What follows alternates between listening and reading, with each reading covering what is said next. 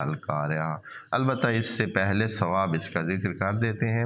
اور کچھ دنیاوی فائدے بھی اس کے ذکر کر دیتے ہیں کہ سورہ القاریہ کو اگر کوئی تلاوت کرتا ہے تو اس سے اس کو کیا حاصل ہوگا۔ فرماتے ہیں کہ امام محمد باقر علیہ السلام سے روایت ہے کہ اگر کوئی سورہ القاریہ کو ہر روز پڑھے اور زیادہ پڑھے تو خدا اس کو فتنہ دجال سے محفوظ رکھے گا اور روز قیامت جہنم کی گرمی سے بھی اس کو بچائے گا۔ فتنہ دجال یہ ایک بڑی عجیب سی چیز ہے۔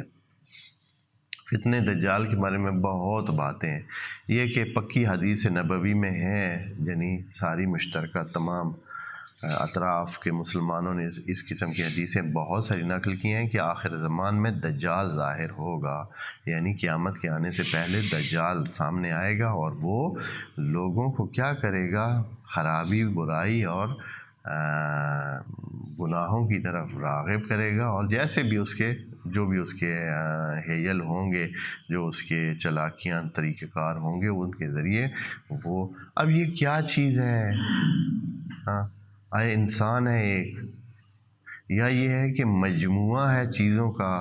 یا شیطان وہی دجال کی صورت میں وہ دجال کی صورت انتخاب کر لے گا اور ہر کسی کو متاثر کرنے کی لیول پہ پہنچ جائے گا کہ کوئی بندہ اس سے بچ کے نہیں رہے گا۔ کیا ہے کسی کو، کیونکہ بہت واضح پتہ نہیں ہے، ہر کوئی ہر زمانے میں انسانوں کو کسی کو دجال قرار دے رہا ہے، کوئی کسی کو دجال قرار دے رہا ہے، یا یہ ہے کہ